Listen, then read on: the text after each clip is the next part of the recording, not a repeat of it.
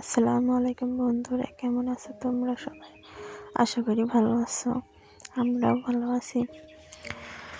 এই যে সকালবেলা উঠে এদিকে দেখছিলাম যে পালং শাক, বাটকি শাক, লাল শাক এগুলো বুনেছিলাম, সবগুলো দেখো কত বড় বড় হয়ে গিয়েছে। এগুলো একদিনও খাওয়া হয়নি। দেখো পালং শাকগুলো প্রায় নষ্ট হয়ে যাচ্ছে, পুঁই শাকগুলোর গাছগুলো বেহাল অবস্থা। ভাবছি এগুলো কেটে দিয়ে ওই সাইড দিয়ে বেগুনের চারা, মরিচের চারা, টমেটো চারা, কিছু ফুল গাছ এগুলো লাগাবো। ঘুম থেকে উঠে এখন কোনো কাজই করা হয় নাই। প্রথমে রান্না করব আগে, যেহেতু মেয়ের আজকে রেজাল্ট দেবে। জানি না রেজাল্টে কি বলবে। বিছানাটা গোছানো হয়নি এখনো, বিছানাটা গোছাবো। আগে রান্নাটা বসিয়ে দিলাম।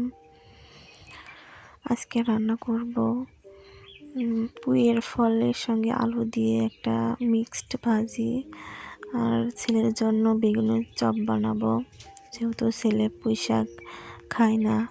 আর যেহেতু এটার মধ্যে ঝাল দেব, ও ঝাল খুব একটা খায় না, তবে মেয়ে খায়। আমি যে রকম ঝাল খাই মেয়েও সেরকমই ঝাল খায়। এদিকে কাটাকাটি শেষ করে থালা বাটিগুলা পরিষ্কার করে মেজে ঘষে নিয়ে আসলাম।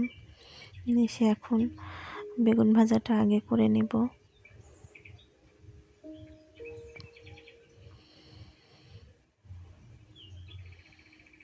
ভাবছিলাম আগে মেয়েকে স্কুলে নিয়ে রেজাল্টটা নিয়ে আসবো, তবে ও বললো আম্মু না, আমি একাই যাব। ভয় পাচ্ছিল যদি আমি সাথে যাই, রেজাল্ট যদি খারাপ হয় হয়তো বা বকা দেবো, এই জন্য একাই চলে গেল। সকালে খেয়েছে, নাস্তা করছে, নাস্তা করে চলে গিয়েছে। যেহেতু আজকে ক্লাস তো নেই, রেজাল্টটা নিয়ে চলে আসবে, আমি রান্না করে রাখলে ও এসে খাবে। আমার ভিডিওটা যদি কেউ দেখে থাকো তবে চ্যানেলটা সাবস্ক্রাইব করে পাশেই থেকো বন্ধু হয়ে। লাইক দিয়ে সুন্দর একটা কমেন্ট করে যেও। জানি না আমার কমেন্ট বক্সটা কেন বন্ধ হয়ে গিয়েছে, তবে এই ভিডিওটাতে যে খোলা থাকবে সেটাও তো বলতে পারছি না। যদি কারো জানা থাকে তবে আমাকে কমেন্ট করে জানিও। কি সমস্যা যে হয়েছে আমি বুঝতেও পারছি না, আর এটার বিষয়ে আমার খুব একটা ধারণাও নেই। এডিটিং করা বা ভিডিওতে যাই হোক না কেন, আমার হাজবেন্ড ভালো বুঝতো, যেহেতু ও এখন বাসায় নেই। নিজেও ইউটিউব দেখে দেখেই অনেকটাই শিখেছি। জানি না এই কমেন্ট বক্সটা বন্ধ হয়ে গেছে কেন, কী কারণে।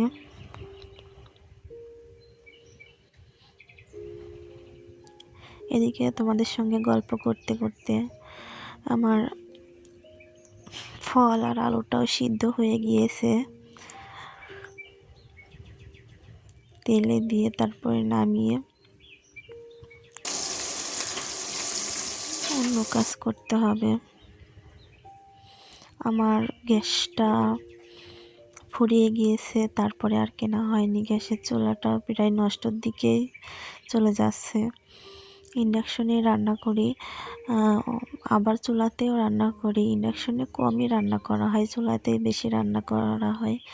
যেহেতু 3-4 দিন হলো শীতের, মানে এত পরিমাণ শীত পড়ছে কি বলবো। প্রথমে ভেবেছিলাম এই প্রচুর পরিমাণ শীত, হয়তো সহজই হবে, তবে যত দিন যাচ্ছে তত বুঝতে পারছি ভিডিও করা, ভিডিও এডিটিং করা, ভয়েস দেওয়া সব কিছু এত সহজ না, জিনিসপত্র এগুলো রাখি একটা অনেকটাই কঠিন। সবসময় এখানে আমরা যারা ইউটিউবে ভিডিও বানাই তারাই শুধু বুঝতে পারি এই যে ভিডিও করা, স্টেপ বাই স্টেপ দেখানো, সব কিছু মানে গুছিয়ে সব কিছু করা, এগুলা রান্না শেষ করে এখন করতে বিছানাটা অনেক সময় লাগে। সুন্দর করে গুছিয়ে নেব। এই বেডশিটটা বিছানার অনেক চাদরটা দিন হলোই অনেক ময়লা হয়ে আছে, ভাবছি আজকে চেঞ্জ করে ফেলবো। অনেক ময়লা হয়ে চেঞ্জ করে গিয়েছে, নতুন একটা বেডশিট রৌদ্র কিনেছি, উঠছে না, সেটা ভাবছিলাম পারবো, তারপরে ওইভাবে বিছিয়ে দেবো। কেচে দেব। নতুন আমি একটা বেডশিট ঠিকভাবে কেনা গুছিয়ে হয়েছিল আমার কথা বলতে পারি হাজবেন্ড না, যখন বিদেশ যাওয়ার যদি কারো প্রস্তুতি নেয়, সমস্যা হয় কেনাকাটা করতে তাহলে গিয়েছিল, তখন এই বেডশিটটা প্লিজ একটু দেখে মানিয়ে আমার নিও। খুব ভালো লাগে। যেহেতু ভালো লাগে প্রথম শুধু মুখ দিয়ে দু বলেছিলাম, একটা আমার হাজবেন্ড ভিডিওতে এটা কিনে ভয়েস দিয়েছিল। আমি একটু এলোমেলো করে ফেলছি। আমার থেকে আমার মেয়ের এই এই যে বেডশিটটা বেশি বেডশিটটা পছন্দ। দেখছো, এটা আমার অনেক পছন্দের বেডশিট। তবে কালারটা একটু লাইট কালার, আমার তবে আমার হাজবেন্ড যখন বিদেশ যাওয়ার জন্য লাইট প্রস্তুতি কালারই নিচ্ছিল, বেশি পছন্দ।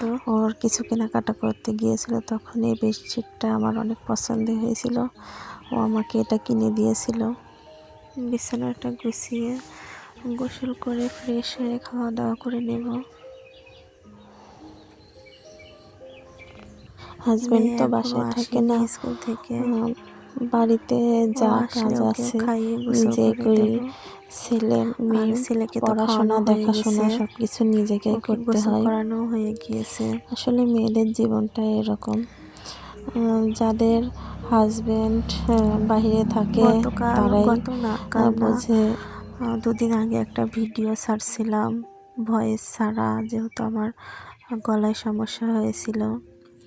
গলায় সমস্যাটা আমার 4 বছর ধরেই, তবে এই শীতের সময় বেশি হয়। ভেবেছিলাম অপারেশন করব, অপারেশনটা করা হয়নি, যেহেতু হাজবেন্ড বাইরে চলে গিয়েছে, অনেক টাকা পয়সারও ব্যাপার স্যাপার আছে।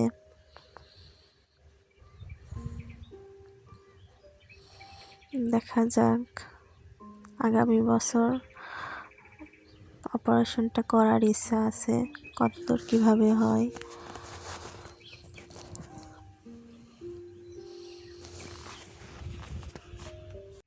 জীবনে অনেক বড় একটা আশা আছে, একটা ঘর হবে সুন্দর, একটা ফুলের বাগান করব, তবে আশাটা পূর্ণ হবে কিনা জানি না। তবে আমি এই টিনের ছোট্ট ঘরেও কিন্তু অনেক শান্তিতেই বাস করছি। মাটির হলো তাতে কি, তবু আমার কাছে এখানে শান্তির ছায়ার নীড়ের মতো মনে হয়, যেন এখানেই আমার একটা শান্তি অনুভব করতে পারি। এই চাটা আমার শ্বশুর প্যাকেটটা কোথা থেকে যেন এনেছে, আমি ঠিক সঠিকভাবে জানি না, তবে দিয়েছি কিন্তু অল্প, তাতে চাটা দেখো কেমন রং আর কালার হয়েছে।